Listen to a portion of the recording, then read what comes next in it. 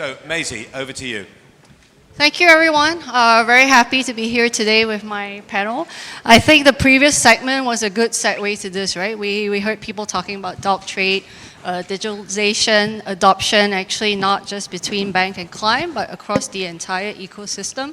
That's really critical. I'm very happy that in Singapore, Standard Chartered has worked with the local regulator. We've launched a few initiatives like SGTraDex, Trade Finance Registry. So today with me here, I have some of the panelists who have participated in such initiatives. We'll talk a little bit about how that could help resolve some of the complexities in commodities finance, as well as the dark trade financing solutions that banks have been faced with. So I'll pass over to my panelists. Maybe we'll start this way with Anand to introduce themselves. Hi, good morning, everyone. My name is Anand Jha. I take care of trade finance and lending business for Deutsche Bank in India. And I also take care of their doctorate business in APAC and CEMEA region. Thank you. Hey, good morning. This is Lo Wei here. I'm from Jurong Port Universal Terminal. We are the largest independent terminal in the Asia Pacific. And we handle about a third of Singapore's bunker trade as well. So digitalization is really an important transformation journey for us. Happy to be here. And so good morning, good afternoon, everybody. It's nice to meet you. My name is Dave Thembaratnam, and I'm the CEO of Veridapt. And Veridapt is a technology company. We make IoT solutions that are used to manage, monitor, and control commodities across metals, soft commodities, hard commodities, and energy globally. And so we work with banks and traders to help mitigate some of the risks that's associated with financing. CEO of MonetaGo.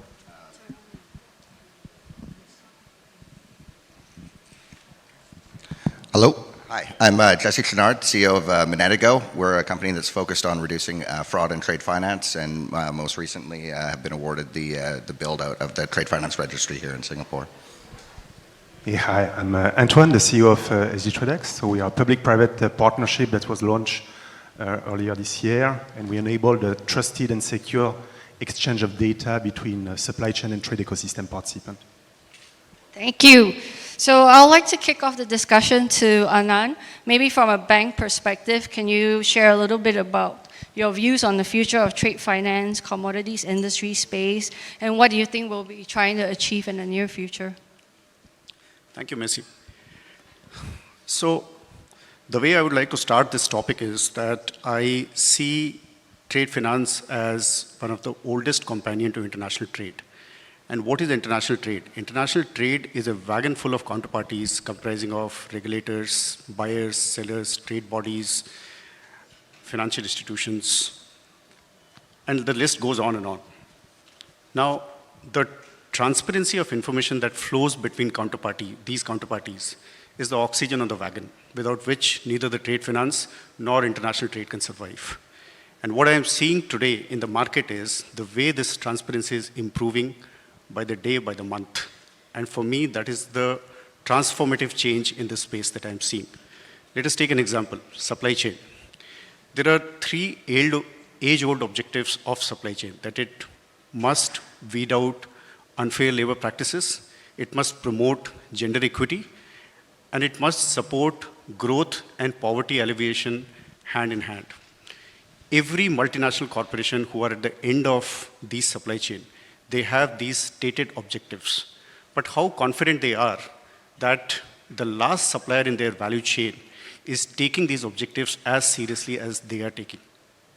Now, probably the answer is yes, because technology has given deep eyes to these multinational corporations who can see what is happening in their value chain. Let us look at financial inclusiveness. The country, India, from where I come from, it houses 67 million MSME units who employ approximately 110 million people. They contribute almost 30% to India's GDP. But this important contributor to society does not have access to organized financial ecosystem. And the reason for that, again, transparency. They don't have the financial information the way bankers would need it. But what is changing in the market around them? That their credit behavior now has started getting captured. the way they are paying their taxes, the way they are paying to their suppliers, the way they are paying to their employees, all of these things at source have started getting captured. And to a banker like me, tomorrow, when I really do analysis of one of these companies, I feel much more confident and comfortable analyzing this ecosystem. So in the end, I'll say again that this transparency and trust extremely important for trade business. And the good news is that it is getting better by the day. Thank you, Anand. I like what you say. I think transparency, trust, very, very key to seamless trade flow. It brings me to Jesse, actually, because ABS recently, they've sort of mandated this trade finance registry that a couple of the banks have been working with. Can you share with us a little bit more about this, Jesse? Yeah, so we got our start really with our first product in India, and it's basically around reducing fraud in trade finance for duplicate finance, as well as authentication of the invoice and the validity of it. Recently in Singapore, I think it was identified the MAS and the ABS have been very forward-thinking here, as well as the banks themselves, in ways that they can not only eliminate the fraud, but also potentially help expand their book of business around this stuff. So the Trade Finance Registry is basically what it says.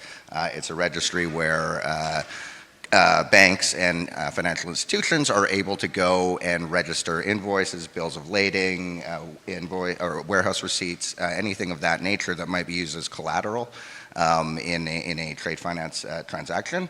And it kind of provides a well-lit environment for these banks to be able to not only securely share this data and do it in such a way that still privacy is maintained, but also identify when somebody is a potential bad actor is over-leveraging an asset. So that's kind of the nuts and bolts of it. Great. I think the success of it would also be determinant, would I be correct? The more participation we get from banks, the better.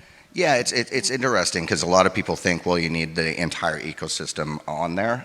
If you look at statistics, though, even if you've got the top 3, the top 4 players in the space, you may not catch 100%, but you're going to statistically catch a large double-digit percentage.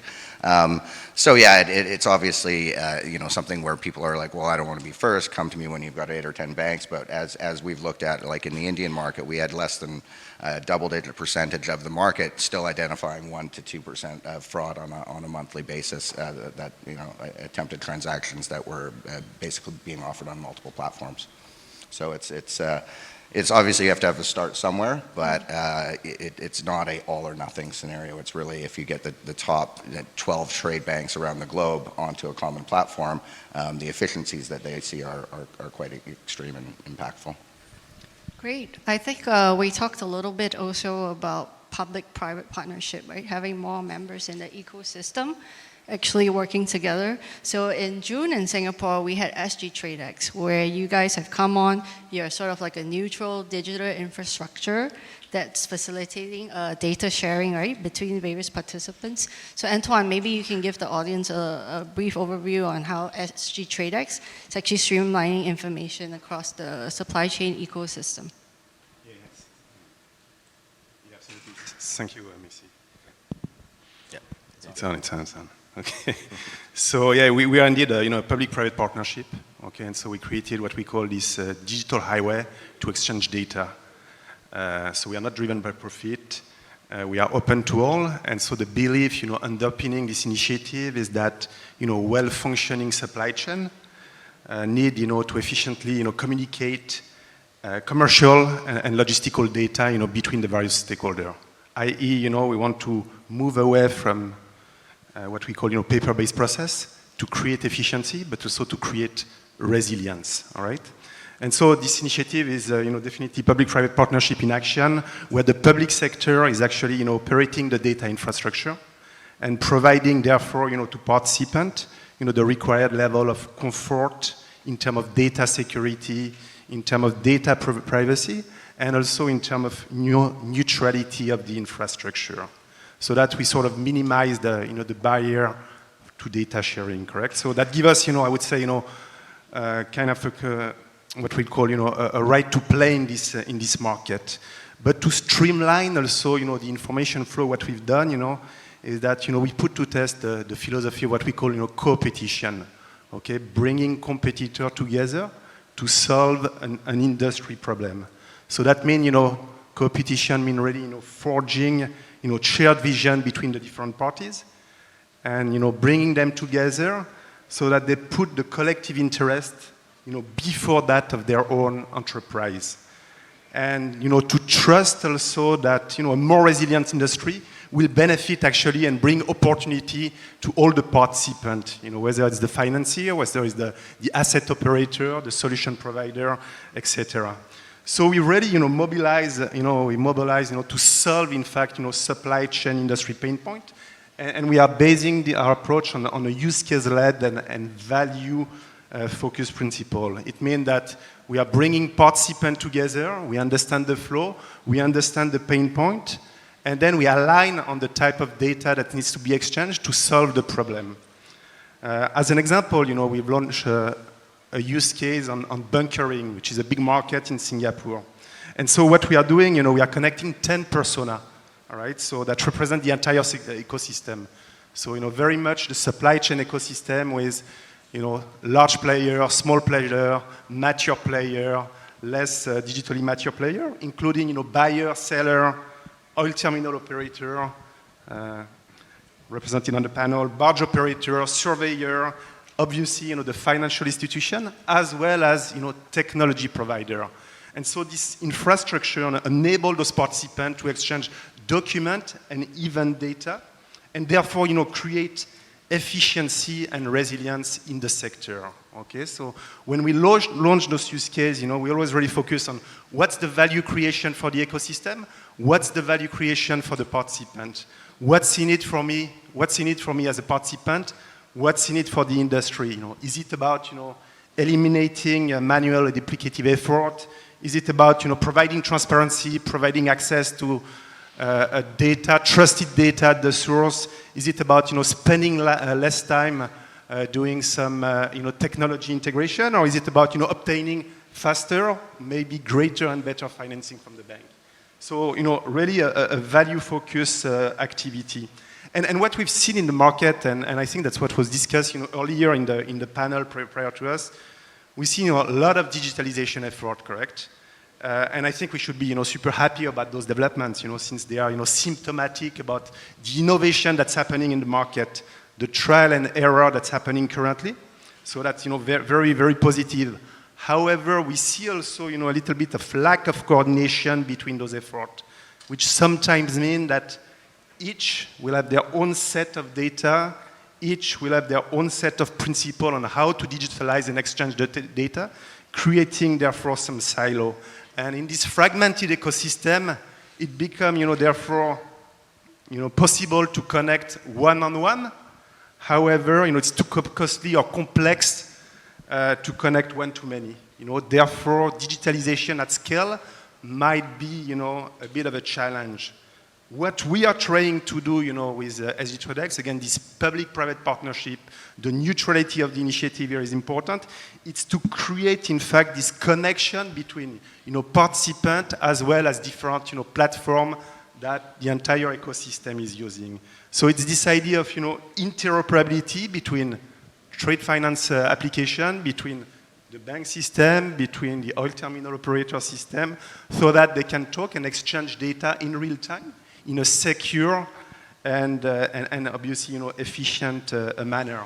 As part of this, so the view for us is really that when we talk about trade digitalization, it's a team sport. Not one platform, not one solution is going to solve all the problem. Again, it's about working together in the spirit, I would say, of collaboration, working together. We are also supporting the trade finance registry initiative, working with ABS and MonetaGo. We want the TFR to use our highway to connect to the document issuer and therefore assess the genuineness of the document that are being financed. We are also working with David and Veridapt, who has developed an application layer that sits on top of our highway and that the bank, the oil terminal operator, as well as the trader can use. We see quite a lot of traction on that. So this idea of working together, it's key for our initiative. Thank you, Antoine. Yeah, collaboration is definitely key. I think besides duplicate financing that we talked a little about earlier, the industry is also trying to solve for inventory, which is occasionally misappropriated or it goes missing or inaccurately reported, right? So Veridapt, David, it's a tech company. It's providing commodities monitoring and management solutions. It's also integrated with SGTraDex, as Antoine alluded to. David, maybe you can share with us a little bit about how your solutions will verify and manage commodities with certainty. Sure, I'd love to, thank you. I'm just reflecting as you guys are talking, and we've already talked a few times about the challenge of digitization, adoption, regulation. And look, Veridapt at our heart, we're a technology company, we're technology people. We'd love to believe that if you make the right solution, the world will be the part down to your doorway and adoption will happen. I think we all recognize the reality of that is not always like that. And that's why I think the principle of openness and frameworks by which multiple fintechs and platforms collaborate is really, really critical to unlocking the data. I don't think it's realistic or credible that any one entity is going to own an entire sector or segment of a workflow. So I really think what you guys are doing in SGTraDex and I think MonetaGo, like the ideas of public-private partnerships are, I think, the credible sources to some of these solutions.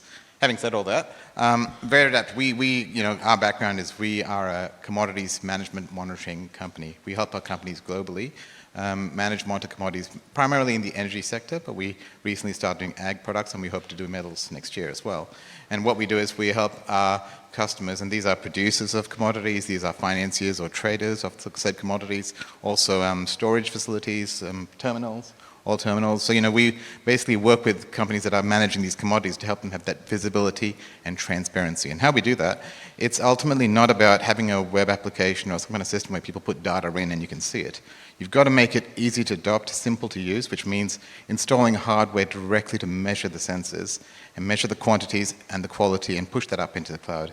And by doing that securely and independently, we're able to then provide that security and confidence to all the other counterparties involved, be they financiers, be they traders, or any other parties, that the value and the quantity is as you expect, that there's visibility of movements, audit trails, and so, that just unlocks a lot of collaboration opportunities. And then, of course, working with partners like SGTraDex and MonetaGo, it's how do you push that data in to registries? How do you register secured interests? How do you actually make the data available for other people to use beyond digitization? Digitization is never the objective. It's just a path to an end. So that's a bit about what we do. Thanks. Great, thanks, David. The terminals in Singapore, or actually anywhere else in this world for this matter, right? They're a huge part of the equation.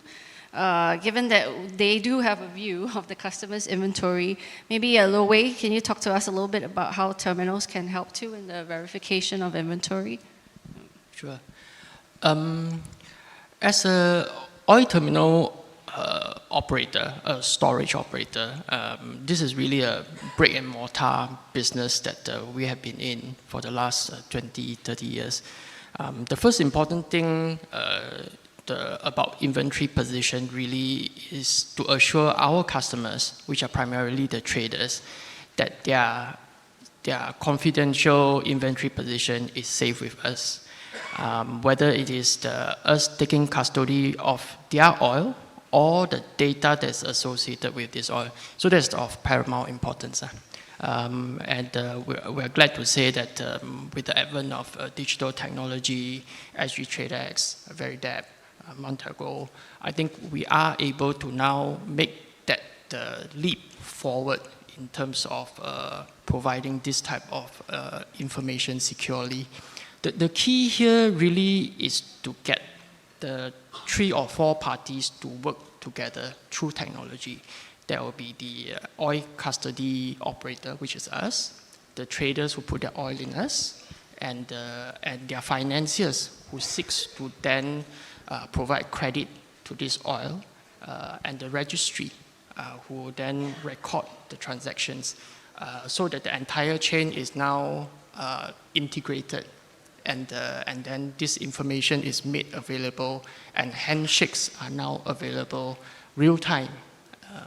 And on this real time perspective, maybe I'll offer my view. 5 years ago, if you ask me, for this panel of people to come together and say that, look, let's do this. Very often there's this Chinese saying, 心有余而力不足. So in English it means the heart desires, we all had good intent. But it's just not available, and mainly it's the technology and the awareness that's not available, even as short as 5 years ago. But today we sit here, we have Veridapt's technology, we have SGTraDex platform, we have the registry, and a whole community and ecosystem of users who are now keenly aware of the situation, and also the technology that is now available, 5G technology, cloud technology that previously hitherto wasn't available, is now available to us to make this transformation a reality. Thank you. So I like that we've talked a little bit about transparency, trust, collaboration, everyone integrating together, wanting to deliver a common goal. But I've not heard the word blockchain mentioned at all. Why is that? Maybe I'll pass it to some of the tech guys to talk a little bit about it. Jesse, over to you first. Yeah. So we started as a blockchain company, and one of the things I think in our journey that we learned is that there are certain things that are very valuable in blockchain. Privacy, being able to have trust in the integrity of the data. But what we also learned is that it's complex, and there's not a lot of expertise out there. Not a lot of financial institutions have in-house talent that are comfortable running nodes and things like that. So you saw a lot of blockchain companies have sort of done blockchain as a service and cloud-based. With our application, we call secure financing. When we started in India, we did basically a data pool there. Trade finance registry initially was thought to be a Singapore-only data pool. But the problem that everybody has is, okay, phase one is we're going to do domestic, but then we want to do cross-border. And you get what Antoine brought up of this one-to-many connection. It's nearly impossible, and everyone's got different pricing schemes.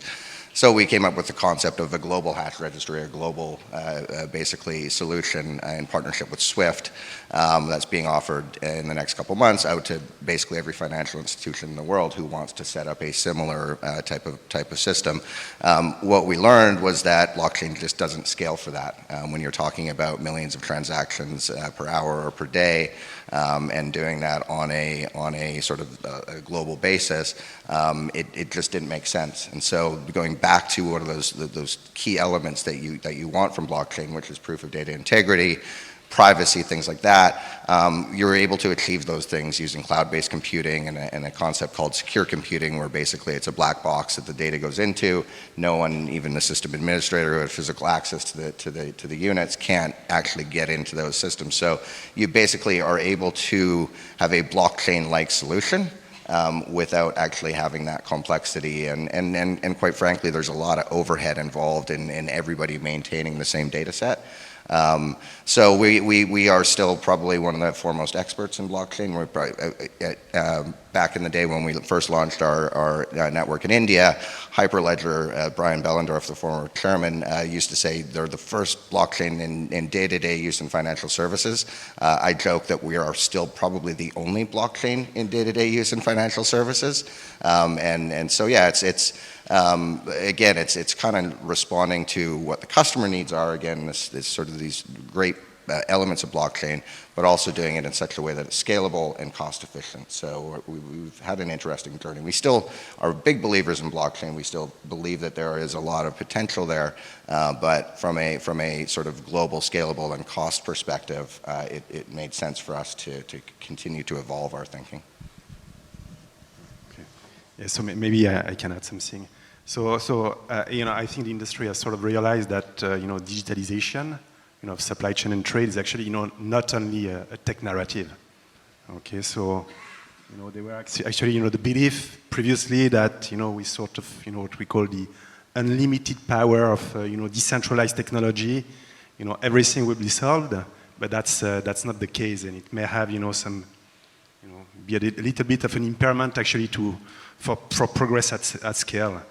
And I think what has changed, in the past, couple of years, is that the industry now share, a very good understanding and probably a sharper understanding of the problem, And that's the realization that, in fact, if you want to solve for, trade digitalization, it's not, one unique problem, but it's a series of problems with different capability that you need to deploy, capability around the business side, capability around the legal side, and capability around the technology side.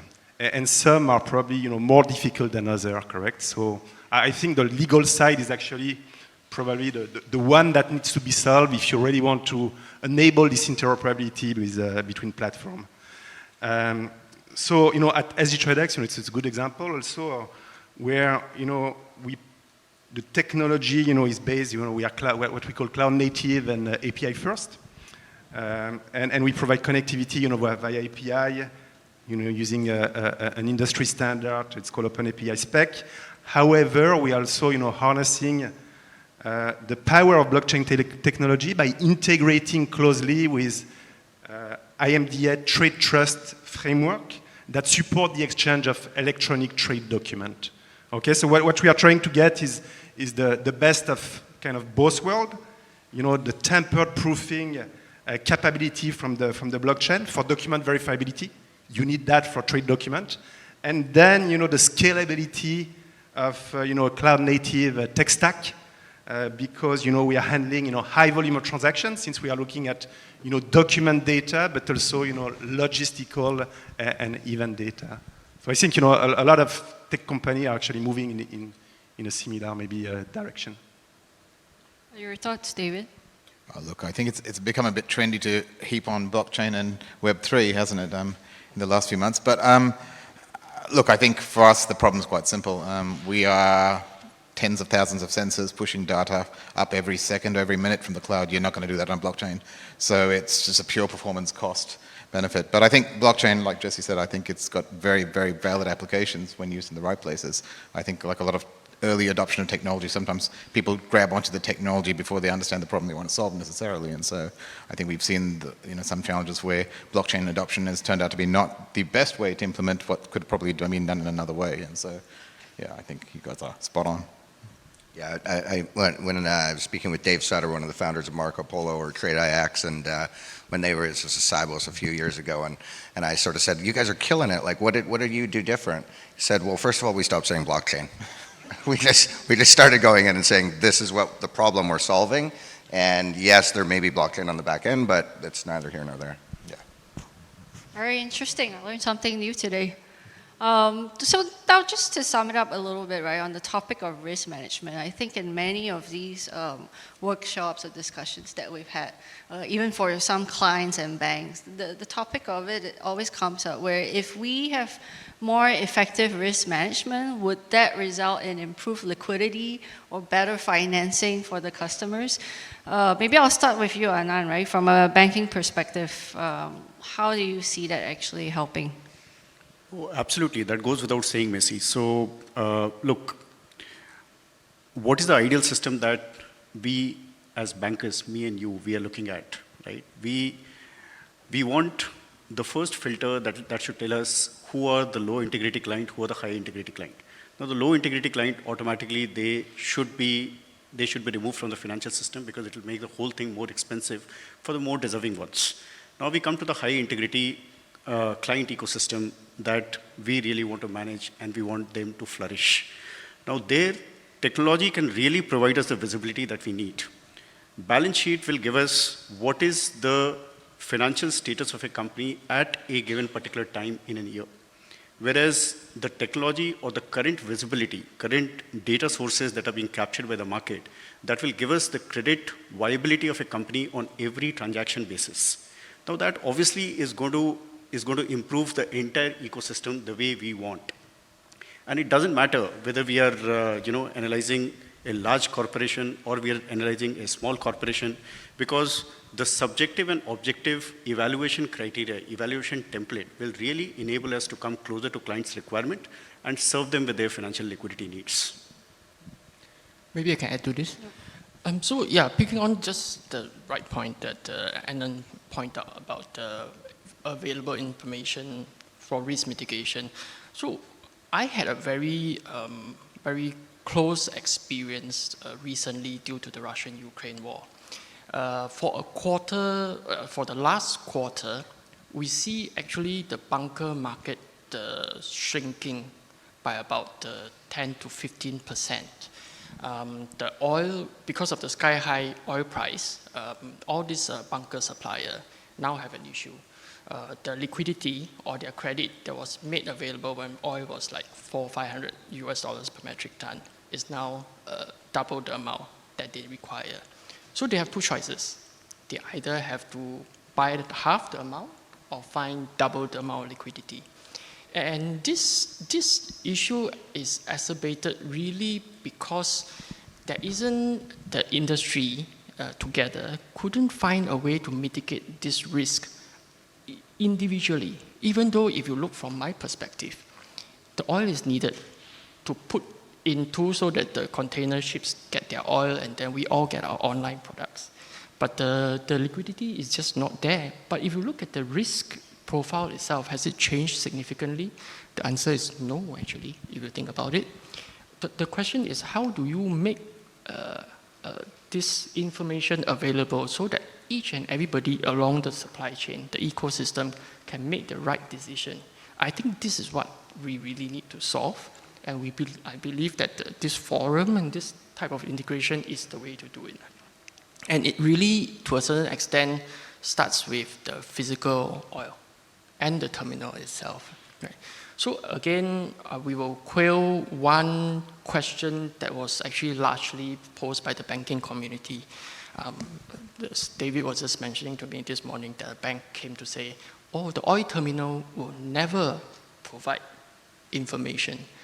I think we will correct that perception to say that the information is available and it can be digitalized, and the subject to the customer and their banking and their financer doing closely integrating with us, this information can then be made available, and it will really enhance credit risk mitigation and all the financing that will flow from there. Thank you. Jesse, I'm sure you've had discussions with some of the banks too, right? Providing them with transparency on duplicate financing. How has their responses been, actually? Yeah, so we've been having discussions all around the world for the last several years, and I liken it to one of the easiest sales I've ever made. You walk in and you talk to a compliance person or a risk manager and say, how would you like to reduce fraud in your trade finance business? And never have I heard no. So, I think there's obviously the financier side of things, but also the regulatory side of things. The regulators have great comfort knowing that such a system is being adopted. In Mexico, they had a large factoring scandal in 2015, and basically the regulator came in and said, you basically have to shut this all down until you can tell us how you're not going to get caught like this again. Similar to things that have happened in other countries in the world. And so when the banks there took our solution back to the regulator and said, this is what we want to do, they said, okay, great. So it's not only looking at it from a perspective of how do I reduce my costs and fraud rates and things like that, but also how do I expand my book of business? How do I enable financing for SMEs and get into that lower end of the market, which is underserved, and the much discussed trade finance gap. Right? That's how that trade finance gap gets closed, is by providing that transparency and providing the comfort to the regulators and the risk managers and compliance people that it is indeed a valid transaction, that the underlying assets are indeed what they say they are and where they say they are. So that's, it's like I say, it's a pretty easy sale, and it's not the technology that's the problem. I think this was mentioned on the last panel. It's really more about the legal, the regulatory, the education of the market as to how this can all be pulled together and how all these companies can provide information flows back and forth and do it in such a way that's efficient and scalable. Great. I actually see some of my risk colleagues here, so it must be music to their ears that we've been working as an industry to create that transparency across the ecosystem. I guess before we wrap up, I'd like to go around the room, right, to hear more about your perspectives, a few words to the audience. Where do you see us tracking in this trajectory for trade finance, resolving fraud, and just having a smoother solution down the line? Maybe we'll start with Anand first. Yeah, so the only message that I would like to convey is that, yes, at this point of time, law that, probably in the time of needs, financial or banking institution did not come up to his expectations. But, The fact of the matter is that every institution is built for a normal situation. It's not built for a crisis situation. So on the overall basis, if I really see the transparency is really improving, the systems and processes are re-engineering itself to cater to new requirements of the clients. The new input points are helping us devise new template for financing. From standalone financing, things are moving to the ecosystem financing. We are becoming more and more aware of the macro environment in which a business is functioning, and what are the kind of immediate and impending risks that can impact the business of the client and the business of financial institutions. So on the overall basis, the things are looking more robust and more sustainable in the time to come. Hey, maybe before I get to you, Lowe, I'll just cover off from a banking perspective too. I see that, for Standard Chartered in Singapore, we've been working with the regulators quite closely. Jesse, you've talked about it. It's quite key because that helps with education as well. I think it's similar across the board, right? We don't just try to launch stuff in Singapore. We look at things from a global perspective.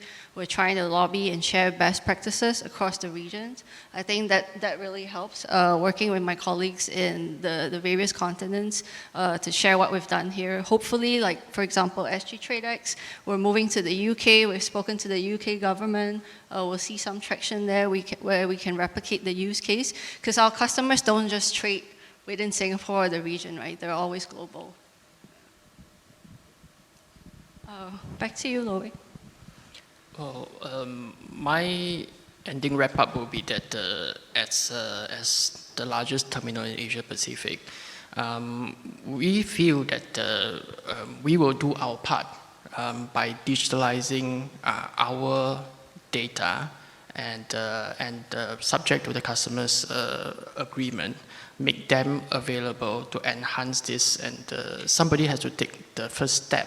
And if you look at the physical oil trade, the first step and the last step really is the terminal. The oil either leaves the terminal, and we are the first source of truth where the inventory or the BL is digitalized and then can be used downstream, or we are the ending source of truth where the oil finally is received at the terminal and the entire chain of supply actually drops and all the financing is concluded because the oil reaches the tank. So I think we have an important role to play, and we intend to play it well. David? Yeah, I was just thinking, I think there are many people far more qualified than me here to talk about the huge gap in trade finance and the fact that there's a large underserved market. These needs and these problems aren't going away, and the reality is that solutions need to be found for these things. And I think if you want to look at equity of access to financing and unlocking the MSMEs in the developing markets, solving these problems is really important. I think you made a really great point. The more integrated and the more readily available data is, transparency, trust is going to be an enabler of that equity financing. So for me, I feel motivated by hearing some of the developments that are going on in markets like Singapore and some of the regulatory things that are happening. I see a long road, and I guess we're all impatient because we have been talking about these same challenges for some time, right? But I do feel motivated and positive that there are changes happening, and I see little by little things starting to move. And the burden, 5 years ago, 10 years ago, you couldn't say the word SaaS to a bank. Right? And now you can actually, we have a longer process to go through adoption, but at least we are on the way. And so I think you can start to see that threads of things slowly starting to move. So I feel positive, but I do feel it's going to take longer than we like still. Yeah, I mean, I think, as David says there, we're in very early innings of this process, and I think it's frustrating for a lot of people. Where you've got great companies like Contour, where they're trying to build a whole ecosystem and get everybody on board, and that's, it's a big challenge. But I think there's also a lot of low-hanging fruit out there in terms of just simple processes within a bank that could be digitized, or ship inspectors or what have you, where they're writing stuff down on paper and then going back and transcribing it. There's an app for that. So yeah, I think it's a pretty interesting time to be involved in this space, and I think that there's a good amount of time still to come. I think I was on a panel in London recently where someone was saying, well, we've been talking about this for 10 years, and it'll probably be another 10 years before we get to where we want to be. But as my fellow panelists have sort of said there, it's a problem that has to be started somewhere, and I think we're starting to see that these pieces are coming together, and setting of standards and information sharing in a way that's regulatory compliant and supports data residency laws and things like that in certain areas of the world. We're now having the capabilities to actually implement these things, and like I say, it's a long road ahead, but a pretty exciting one. Yeah, maybe one addition. So we've talked a lot about COVID and the impact on COVID on digitalization. Creating this tipping point. It's been talked over and over. But I think one of the interesting actually development was, if you think about during COVID, the digital vaccine certificate that you present to the destination authority when you travel. With those, the destination authority is able to understand and verify the authenticity of the document, understand that the document has not been tampered with, and link that to your identity, correct? And we take that for granted now. So in terms of digitalization of document, it's not a trade document, it's a vaccine certificate, but this happened, very, very quickly, in a matter of a couple of months. So if we can do that, for vaccine certificate, maybe there is some hope also for a trade document. So I'm going to leave you on a note of hope. I like that. Pete, do we have questions from the floor? There's a couple of questions that have come in on the app, one of which has been partly addressed, but I want to pick up on, or put two together. One, who's guaranteeing the security of private trade data management? And aligned with that question is, one of the big challenges cited in initiatives such as the TradeX here is the sharing of data. How do you aim to address that? So I guess it's for me. The second part, yeah. So we build this data infrastructure. It's a digital highway, correct? So in terms of the security and the neutrality of this piece of technology, that's where I think the public-private partnership is important. This technology is owned and operated by the public sector in Singapore, and therefore that give credit to this neutrality and security aspect. In terms of the data, when we talk about the data exchange, the data obviously is based on consent, meaning that you establish consent with your ecosystem, and once the consent is established, the data is going to flow.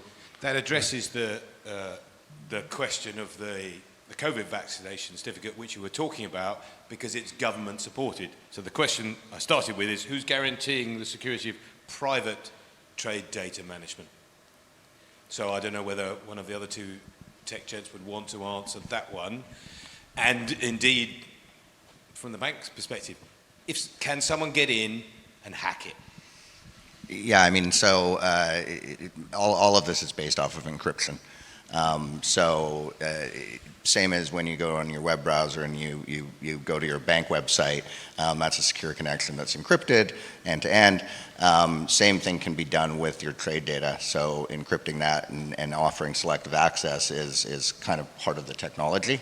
And again, I also mentioned secure computing, which is it's launched, I think, initially by Intel, but you've got R3 with Conclave, you've got Google with their product, you've got Amazon has a similar product as well. So again, that is also all based off of encryption. So as much as you trust encryption, you can trust this. Quantum computing obviously changes all that. But we'll have to see whether the person who's asking the question is satisfied with that. I can try a different tack. How many of you guys think that shipping papers by couriers is more secure? How many of you think sending an email to somebody else is more secure? It's not. An email is one of the most easily hacked protocols out there. So if you're sending emails on all the critical trade documents that way, almost anything's better than that. So. And maybe to add something also. So, we always talk about data, correct? But you have different type of data. Not all data is sensitive, actually. And a lot of the data that's not sensitive, commercially sensitive, is actually useful for the rest of the ecosystem. So, segregating the data and having clarity on, what matter and what matter less, for your organization, I think is important also. And there was a follow-up question here on blockchain. Do you think that there's an understanding gap globally on the application of blockchain technology to tackle trade fraud? I guess everyone's looking at me. Yeah, so Doesn't have your name on it. Yeah. Well, so I think again, if you're a carpenter and all you've got is a hammer, you're always looking for a nail. Whereas again, it's just part of the tool set. So in certain cases, yes, for simple workflows, digitization of processes, it could be very applicable. But when you then need to replicate that across multiple different markets, multiple different participants, it then potentially might not be as scalable. It could work. Again, if you've only got one tool, then you're always going to be looking for that nail. But again, it's really going back to what are the problems you're trying to solve? How does it need to scale? What are the legal and regulatory components that need to be understood and accommodated?